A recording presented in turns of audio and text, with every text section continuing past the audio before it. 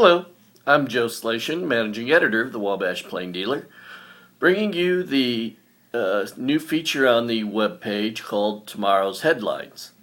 Basically, as we've explained in the past, it's a look at some of the stories you'll be able to find in the Plain Dealer on Monday, December 9th. Some of these stories are currently available on our webpage, www.wabashplaindealer.com. And there are links to these stories on our Facebook and Twitter pages as well. Leading off the newspaper on Monday is a story I wrote previewing Monday night's Wabash City Council meeting. At the council meeting, the council members will be asked to consider creating a fire watch program here in the city of Wabash. Basically what that is if a factory, a building, an industry either has its emergency fire system out because it's broken or it's shut down for repairs, they have to contact the fire department, who will send a fire watch member, basically a certified firefighter, to the scene to be on hand just in case any problem should arise and the fire department need to be called. The fire watch participant will have a radio that will link him directly to the fire station, so they can come out and be on the scene within minutes of any emergency breaking out. This is part of a state statute that requires this. The city will receive $50 an hour for the service, and of that, the firefighter will receive, depending on what day it is, either $25 or $35 an hour for his time at the scene. If it's a holiday or a weekend, it would be the $35 charge. Also tonight, the City Council will consider an amendment to its special event permit, which would involve events that are at or near railroad crossings. We'll bring more on that coverage in Wednesday's Plain Dealer, and you can also follow it on our Twitter, on my personal Twitter account, because I'll be the one covering that meeting tomorrow night. Over the weekend, there were several Christmas-related events going on around Wabash County, and reporters Nick Van Heest and Eric Seaman were at a couple of them.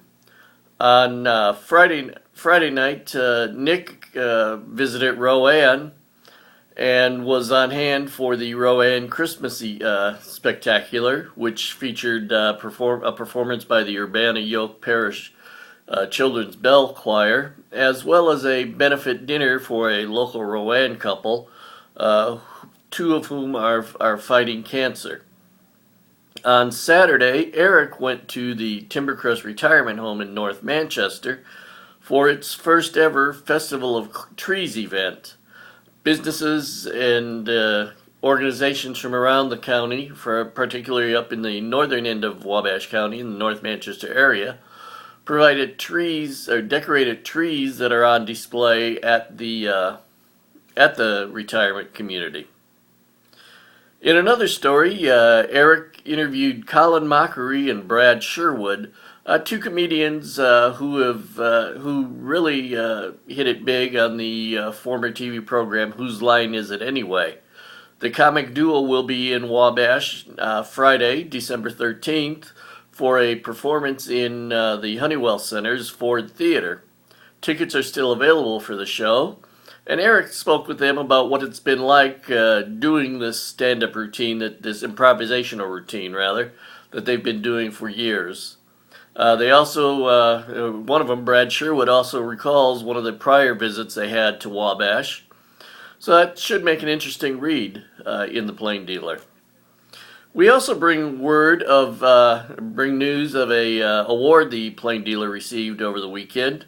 Yours truly was named, placed third in the Hoosier State Press Association Foundation's Better Newspaper Contest in the editorial writing division, editorial writing category in Division 3. That's for newspapers are 6,000 circulation and under. Being Monday, that's the day that Pete Jones writes his weekly column. It's All History Now. And Pete brings an interesting story about a fire that broke out about 120 years ago at a cotton mill that was located on Canal Street between Wabash and Huntington Streets. He also talks a little bit in the column on a separate topic about Mark Honeywell and his love for riding bicycles. In sports, Plain Dealer Sports Editor Justin Shockey brings all the weekend sports events from the high school level, including the Wabash County Wrestling Tourney, and boys basketball games featuring Southwood, and girls basketball also featuring Manchester and Northfield on the boys' side, and then girls action featuring Southwood, Wabash, and a matchup between Manchester and Northfield. We hope you find all those stories in the Plain Dealer on Monday. They also, as I said, are available. Some of them also are available online at www.wabashplaindealer.com, and also on our Twitter and Facebook pages. If you like these video updates, we'd like to hear from you and find out what you think about them. You can always drop us an email at news@wabashplaindealer.com or leave a message on our Facebook page or on our Twitter account. Until tomorrow, I'm Joe Slation, wishing you a good evening.